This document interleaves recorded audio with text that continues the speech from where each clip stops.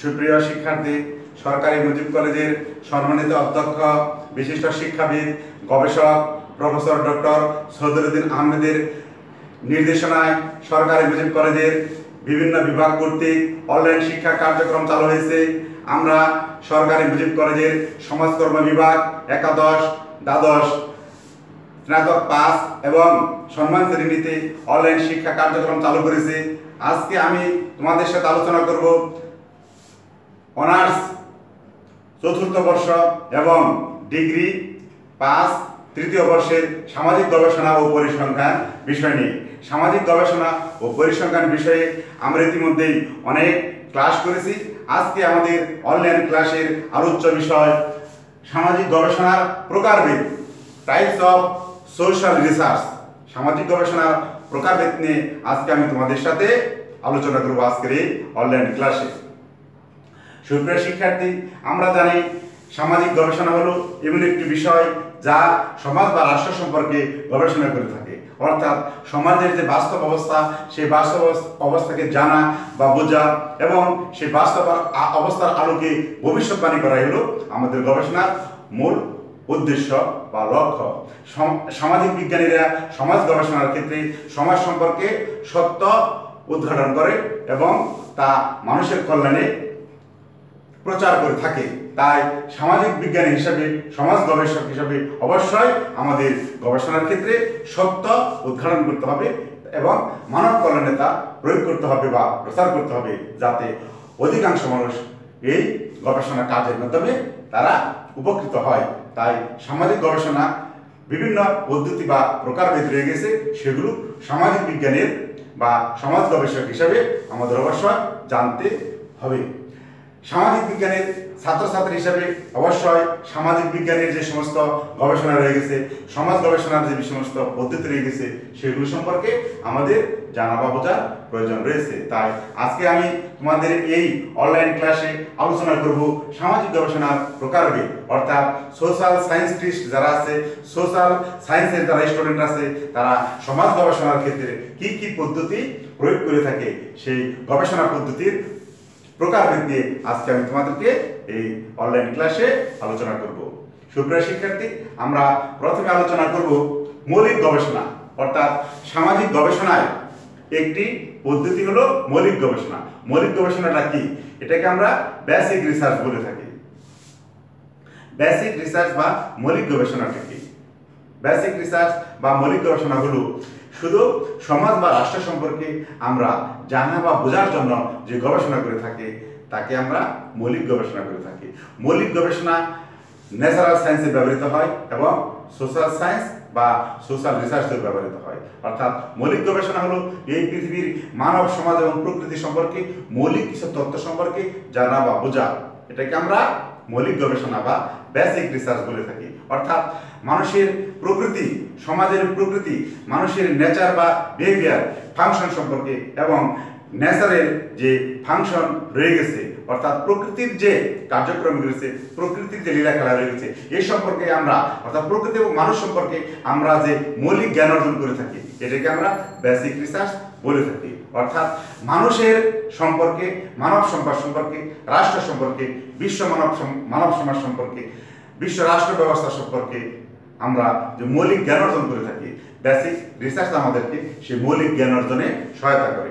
এবং এই মহাবিশ্বের প্রকৃতিতে প্রাকৃতিক বিজ্ঞানীরাও বিশ্ব সম্পর্কে বা প্রকৃতি সম্পর্কে যে মৌলিক গবেষণা করে থাকে, সেটাকে আমরা মৌলিক গবেষণা বলে থাকি। অর্থাৎ মৌলিক গবেষণার কাজ হলো পৃথিবীর মানব সমাজ এবং প্রকৃতি সম্পর্কে মৌলিক তথ্য প্রদান করা, সত্য তথ্য প্রদান করা, যাতে এই পৃথিবীর মানুষ এবং প্রকৃতি সম্পর্কে আমরা মৌলিক কিছু তথ্য বা জ্ঞান অর্জন করতে পারি। ইহাকে আমরা মৌলিক গবেষণা বা বেসিক রিসার্চ বলে থাকি। দ্বিতীয়ত, ফলিত গবেষণা, অ্যাপ্লাইড রিসার্চ। অর্থাৎ মৌলিক গবেষণায় শুধু আমরা জানার জন্য জানি, বোঝার জন্য বুঝি, গবেষণার জন্য গবেষণা করে থাকি মৌলিক কিছু তথ্য সম্পর্কে। কিন্তু এখানে আমরা আলোচনা করব ফলিত গবেষণা। ফলিত গবেষণা হলো, এটা ইংরেজি হলো অ্যাপ্লাইড রিসার্চ।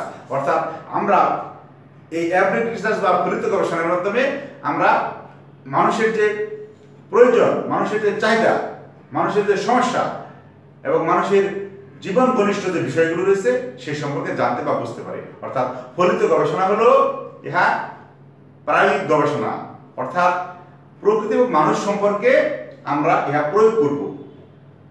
তাই ফলিত গবেষণা পরীক্ষা নিরীক্ষার মাধ্যমে প্রাপ্ত তথ্যকে যাচাই বাছাই করে। অর্থাৎ ফলিত গবেষণা হলো ইহা মানুষের বাস্তব জীবনে কাজে আসে এবং মানুষের বাস্তব জীবনে যে সমস্যা সেই সকল সমস্যাকে অনুসন্ধান করা এবং সেই সকল সমাধানের জন্য যে পথ দেখিয়ে দেয় তাকে আমরা ফলিত গবেষণা বা অ্যাপ্লাইড গবেষণা বলে থাকি। প্রাকৃতিক বিজ্ঞানে অথবা ন্যাচারাল সায়েন্স, সোশ্যাল সায়েন্স অথবা সামাজিক বিজ্ঞানে এই ফলিত গবেষণা ব্যবহার করা হয়। অর্থাৎ মৌলিক গবেষণার পাশাপাশি বিজ্ঞানীরা ফলিত গবেষণাও করে থাকে। তাই গবেষণার একটি প্রকারভেদ হলো ফলিত গবেষণা। আমরা প্রথমত আলোচনা করেছি গবেষণার প্রকারভেদ হলো মৌলিক গবেষণা। দ্বিতীয়ত গবেষণার আরেকটি প্রকারভেদ হলো ফলিত গবেষণা বা অ্যাপ্লাইড রিসার্চ। তৃতীয়ত সামাজিক গবেষণার প্রকারভেদ হলো কার্যক্রম গবেষণা, অর্থাৎ অ্যাকশন রিসার্চ। সামাজিক গবেষণা প্রকারভেদের মধ্যে রয়েছে অ্যাকশন রিসার্চ বা কার্যক্রম গবেষণা। অর্থাৎ আমরা যখন কোনো একটি প্রকল্প বা প্রজেক্ট নিতে চাই, সেই প্রজেক্ট বা প্রকল্প গ্রহণ করার সময় আমাদেরকে একটি পরীক্ষামূলকভাবে গবেষণা করতে হয় সেই প্রকল্প প্রণয়ন এবং বাস্তবায়নের জন্য। তাকে আমরা অ্যাকশন রিসার্চ বা কার্যক্রম গবেষণা বলে থাকি। তাই সামাজিক গবেষণার প্রকারভেদ হলো কার্যক্রম গবেষণা বা অ্যাকশন রিসার্চ। অর্থাৎ এই রিসার্চটা আমাদের সমাজ গবেষণার ক্ষেত্রে ব্যবহার হয়। ইহা একটি গবেষণার প্রকারভেদ। এই প্রকারভেদের মূল লক্ষ্য উদ্দেশ্য হলো আমরা যে মানুষের কল্যাণের জন্য, মানুষের উন্নয়নের জন্য, মানসিক আর্থসামাজিক অবস্থার ইতিবাচক পরিবর্তনের জন্য যে প্রজেক্ট বা প্রকল্প গ্রহণ করব ন্যাশনাল বা লোকাল লেভেলে, সেগুলোর সম্ভাব্যতা যাচাইয়ের জন্য এই অ্যাকশন রিসার্চ বা কার্যক্রম গবেষণা পরিচালিত হয়। গবেষণার আরেকটি প্রকারভেদ হলো মূল্যায়ন গবেষণা। অর্থাৎ ন্যাশনাল বা লোকাল লেভেলে সরকার বা বেসরকারি পর্যায়ে যে সকল প্রজেক্ট বা প্রকল্প গ্রহণ করা হয়েছে সেই প্রজেক্ট বা প্রকল্পগুলো কতটুকু সার্থকভাবে বাস্তবায়ন হয়েছে, কতটুকু মানুষ উপকৃত হয়েছে, কতটুকু মানুষ সুবিধা ভোগ করেছে এবং এর কতটুকু লক্ষ্য অর্জিত হয়েছে এই সম্পর্কে জানা বা বোঝার জন্য আমাদেরকে মূল্যায়ন গবেষণা করতে হয়। অর্থাৎ আমরা প্রতি বছর যে সকল প্রকল্প গ্রহণ করে থাকি সেই প্রকল্পগুলো কতটুকু বাস্তবায়ন হলো, কতটুকু বাস্তবায়ন হলো না, কেন বাস্তবায়ন হলো না, এর ব্যর্থতা কি, এগুলো আমরা মূল্যায়ন গবেষণা বা ইভ্যালুয়েশন রিসার্চে পেয়ে থাকি। তাই সামাজিক গবেষণার আরেকটি প্রকারভেদ হলো মূল্যায়ন গবেষণা। অর্থাৎ মৌলিক গবেষণার পাশাপাশি যেরকম আমরা ফলিত গবেষণা পেয়েছি কার্যক্রম গবেষণা, তেমনি সামাজিক গবেষণা আরেকটি প্রকারভেদ হলো মূল্যায়ন গবেষণা। অর্থাৎ সামাজিক গবেষণার ক্ষেত্রে যেরকম মৌলিক গবেষণা রয়ে গেছে তেমনি রয়ে গেছে ফলিত গবেষণা। এই ফলিত গবেষণা বা অ্যাপ্লাইড রিসার্চের পাশাপাশি রয়ে গেছে কার্যক্রম বা অ্যাকশন গবেষণা, পাশাপাশি রয়ে গেছে ইভ্যালুয়েশন রিসার্চ বা মূল্যায়ন গবেষণা। সুপ্রিয় শিক্ষার্থী, আমাদের সামাজিক গবেষণার আরো প্রকারভেদ রয়ে গেছে, যেমন উদ্ঘাটনমূলক গবেষণা। অর্থাৎ সমাজ বা রাষ্ট্র সম্পর্কে আমরা মৌলিক কিছু তথ্য জানতে চাই যাতে মানুষের, দলের, সমাজের বা রাষ্ট্রের জীবনকে আমরা আরো সুখময় বা সুন্দর করতে পারি। তাই সমাজে যে বিরাজমান জটিল সমস্যা রয়ে গেছে সেই জটিল সমস্যা রহস্য উদ্ঘাটনের জন্য আমরা এই উদ্ঘাটনমূলক গবেষণা করে থাকি। উদ্ঘাটনমূলক গবেষণার মূল লক্ষ্য উদ্দেশ্য হল কোনো ব্যক্তি, দল বা সমাজ বা রাষ্ট্র সম্পর্কে বা সমাজের বিভিন্ন জটিল বিষয় সম্পর্কে নিগূঢ় রহস্য উদ্ঘাটন করা। অর্থাৎ তাদের যে সমস্যার গভীরতা রয়ে গেছে সেই গভীরতাকে জানা বা বোঝা, উদ্ঘাটন করা, কারণ উদ্ঘাটন করা। মৌলিক গবেষণা এবং উদ্ঘাটনমূলক গবেষণাগুলো কি? এগুলো হলো কি মানুষের বা সমাজের বা রাষ্ট্রের যে মৌলিক বিষয় সম্পর্কে রয়ে গেছে সেই মৌলিক গবেষণার যে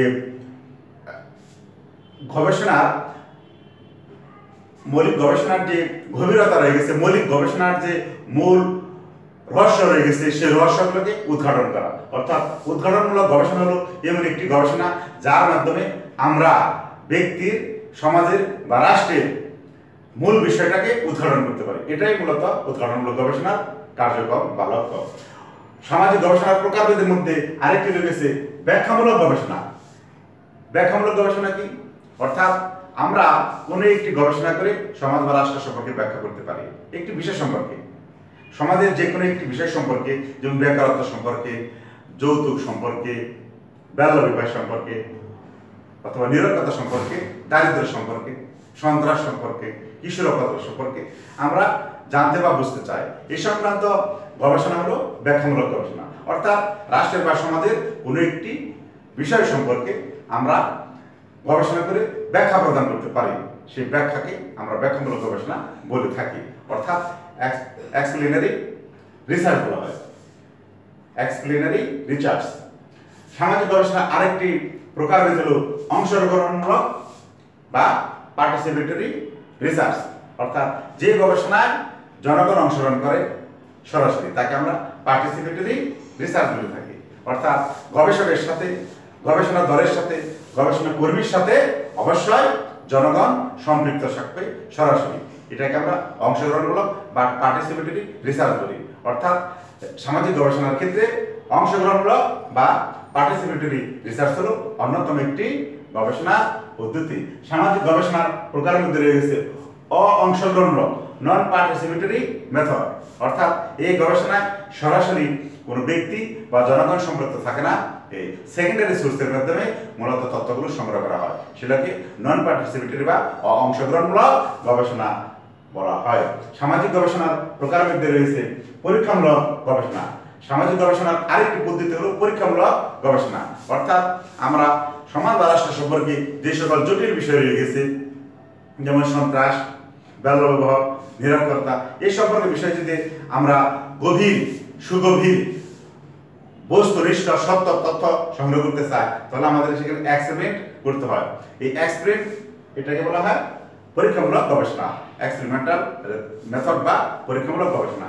এবং আমরা মানুষ বা সমাজ সম্পর্কে বা মানুষের ব্যবহার সম্পর্কে যদি আমরা জানতে বা বুঝতে চাই, তাহলে আমাদের অবশ্যই এক্সপেরিমেন্টাল মেথড প্রয়োগ করতে হবে। তাই সামাজিক গবেষণার আরেকটি প্রকারভেদ হলো পরীক্ষামূলক গবেষণা, অর্থাৎ এক্সপেরিমেন্টাল রিসার্চ বা মেথড। সামাজিক গবেষণার আরেকটি প্রকারভেদ হলো অপরীক্ষামূলক, অর্থাৎ নন এক্সপেরিমেন্টাল। ইহা আমরা কোনো ল্যাবরেটরিতে বা সমাজে প্রমাণ করব না, কিন্তু আমাদের জ্ঞান, আমাদের দৃষ্টিভঙ্গি, আমাদের অভিজ্ঞতা ইত্যাদি দিয়ে আমরা সেই গবেষণার কাজটাকে কি করতে পারবো, সম্পন্ন করতে পারবো, একটি ফলাফলে আমরা উপনীত হতে পারবো। এটা হলো অপরীক্ষণ, অর্থাৎ এগুলো এক্সপেরিমেন্টের প্রয়োজন হবে না, আমাদের চারপাশে যে ঘটনাগুলো ঘটছে তা আমাদের অভিজ্ঞতায় বলে দিবে এর ফলাফল কি। আরেকটি হলো জরিপ বা সার্ভে। এই গবেষণাটা অত্যাধিক ব্যবহৃত হয় আমাদের দেশ ও পৃথিবীর বিভিন্ন দেশে। সার্ভে বা জরিপ এই পদ্ধতি সবচেয়ে বেশি ব্যবহৃত হয়। আমরা জনসংখ্যা, শিক্ষা, স্বাস্থ্য ইত্যাদি সম্পর্কে অহরহ বিভিন্ন ধরনের সরকারের কাছ থেকে তথ্য পাই বা বেসরকারি সংস্থার কাছ থেকে তথ্য পাই।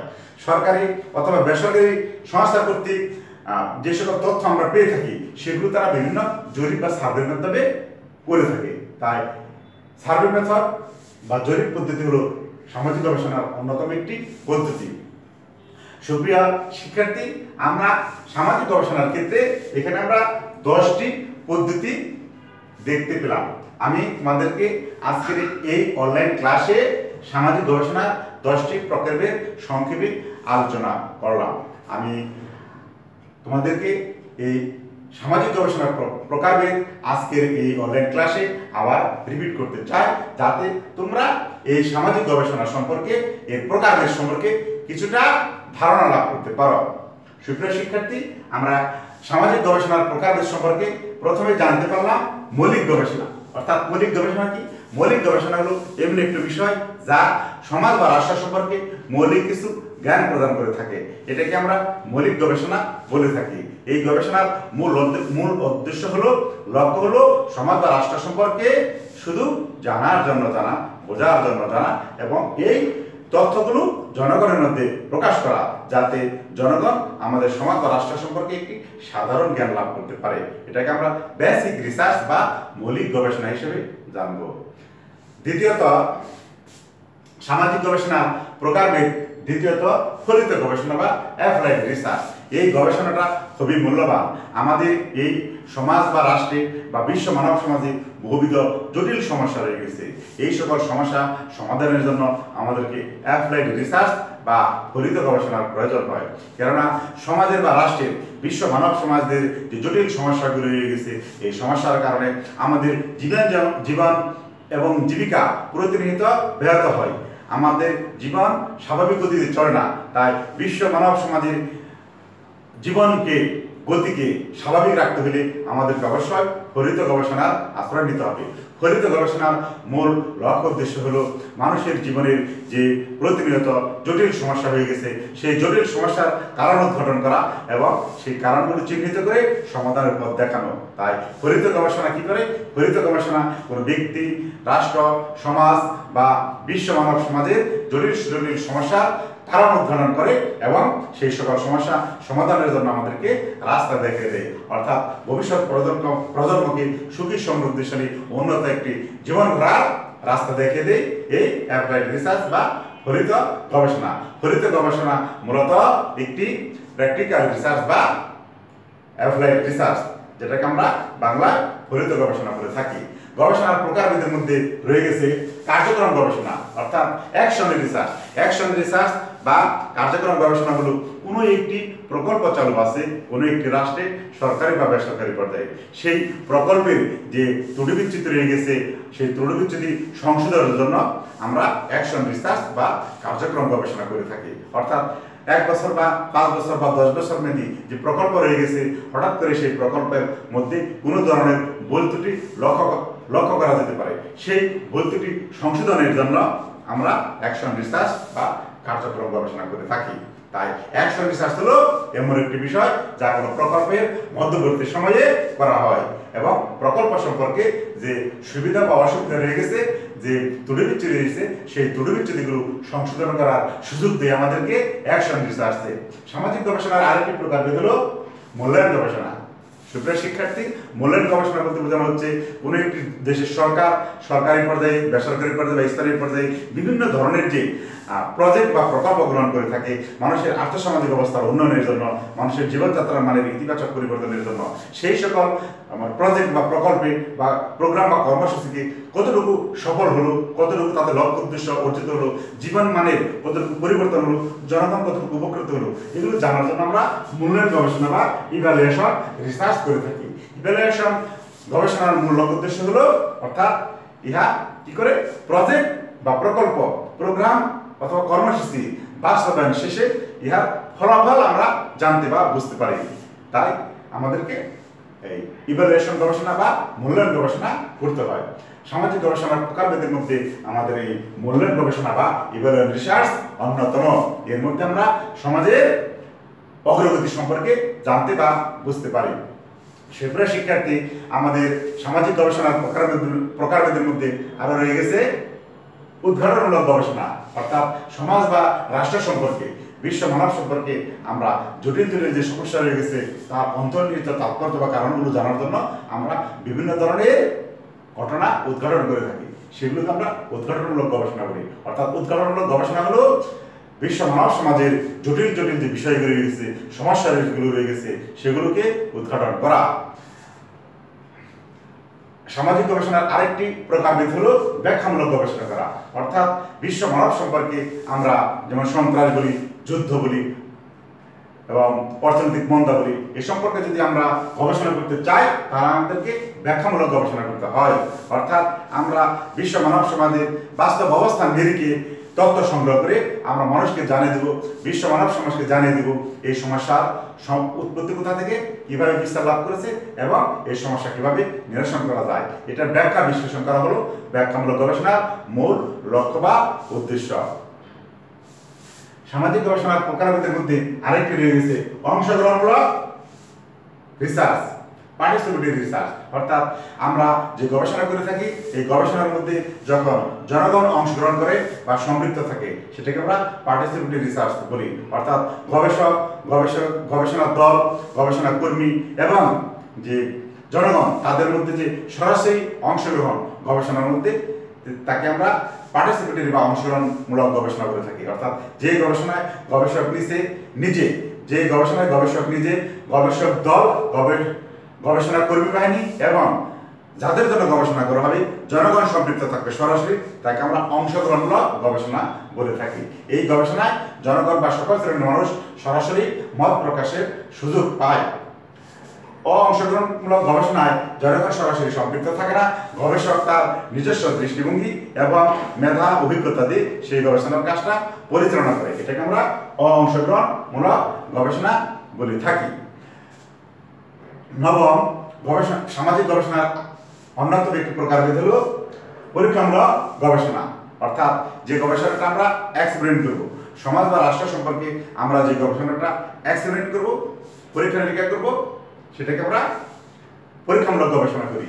মূলত ইহা সোশ্যাল সাইকোলজিতে ব্যবহার হয়। সোশ্যাল সাইকোলজিতে আমরা এই গবেষণাটা বেশি ব্যবহার করি, অর্থাৎ সামাজিক মনোবিজ্ঞানের ক্ষেত্রে, সমাজ মনোবিজ্ঞানের ক্ষেত্রে এই গবেষণাটা অধিক মাত্রায় আমরা সমাজকর্মীরা ব্যবহার করে থাকি। তাই পরীক্ষামূলক গবেষণার মাধ্যমে দুইটা চলকের মধ্যে যে সম্পর্ক, সেই সম্পর্ক নির্ণয় করা হয়, ভারসাম্য নির্ণয় করা হয়, কার্যকরী সম্পর্ক উদ্ঘাটন করা হয়।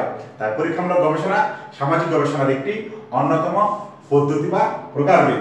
সামাজিক গবেষণার আরেকটি অন্যতম প্রকারভেদ হলো অপরীক্ষণ, অর্থাৎ এখানে কোনো গবেষক সরাসরি কোনো ল্যাবরেটরিতে প্রমাণ করবে না, তার নিজস্ব মেধা এবং মস্তিষ্ক দিয়ে সেগুলা প্রমাণ করার সুযোগ পাবে, সেগুলোকে আমরা অপরীক্ষণ গবেষণা বলে থাকি।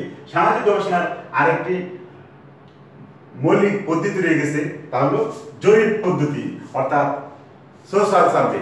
সামাজিক গবেষণার মাধ্যমে, সামাজিক জরিপের মাধ্যমে আমরা সামাজিক গবেষণা করে থাকি, অর্থাৎ সামাজিক গবেষণার একটি পদ্ধতি হলো সামাজিক জরিপ। সামাজিক জরিপ হলো সামাজিক গবেষণার একটি পদ্ধতি, অর্থাৎ জরিপের মাধ্যমে আমরা বিভিন্ন ধরনের তথ্য সংগ্রহ করি। জরিপ হতে পারে 1 বছর পরে, 5 বছর পরে বা 10 বছর পরে। এই জরিপ হতে পারে স্থানীয় পর্যায়ে বা জাতীয় পর্যায়ে। জরিপ হলো সামাজিক গবেষণার অন্যতম একটি পদ্ধতি, অর্থাৎ জরিপ পদ্ধতির মাধ্যমে অধিক মাত্রায় আমরা তথ্য সংগ্রহ করতে পারি এবং জনগণ এই জরিপের মাধ্যমে সরাসরি অংশগ্রহণ করার সুযোগ পায়। তাই সারা পৃথিবীতে, সমগ্র বিশ্ব ব্যবস্থায় সোশ্যাল সার্ভে বা সামাজিক জরিপ হলো অন্যতম একটি সামাজিক গবেষণার পদ্ধতি বা প্রকারভেদ। সুপ্রিয় শিক্ষার্থী, আমি ইতিমধ্যে তোমাদেরকে এখানে 11টি সামাজিক গবেষণার প্রকারভেদ আলোচনা করেছি। আশা করি তোমরা কিছুটা হলে ধারণা লাভ করতে সক্ষম হয়েছ।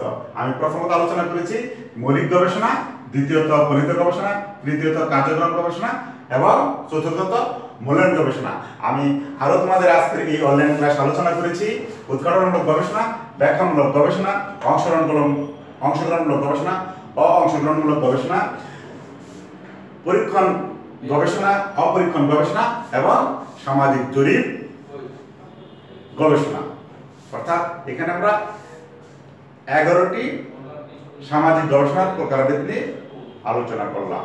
প্রিয় শিক্ষার্থী, তোমরা অবশ্যই সামাজিক গবেষণায় এই 11টি প্রকারভেদ বিভিন্ন বই পুস্তকে পাবে এবং তোমরা সেই বই পুস্তক থেকে ভালোভাবে পড়ে নেবে এবং তোমাদের হাতের কাছে ইন্টারনেট আছে, ল্যাপটপ আছে, কম্পিউটার আছে, অবশ্যই তোমরা সেখান থেকে সার্চ দিয়ে অনেক তথ্য আনতে পারো, অর্থাৎ সামাজিক গবেষণার প্রকারভেদ সম্পর্কে তোমরা ডিটেলস জানতে পারো এবং তোমরা পরীক্ষার হলে ভালো ফলাফলের জন্য অবশ্যই সামাজিক গবেষণার প্রকারভেদগুলো আরো বেশি বেশি করে জানার চেষ্টা করবে।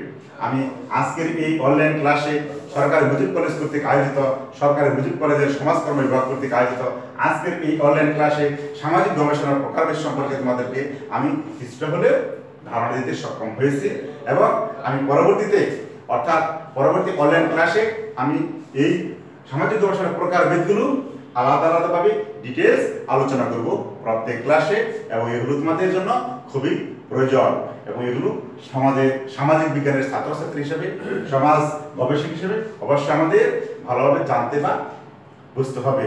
সুপ্রিয় শিক্ষার্থী, আজকের এই কঠিন দুঃসময়ে, আজকের এই প্যান্ডামিক সময়ে তোমরা যে যেখানে আছো সেখানে সুস্থ থাকো, ভালো থাকো। তোমাদের সুন্দর এবং সুখময় জীবন কামনা করি। ধন্যবাদ সবাইকে।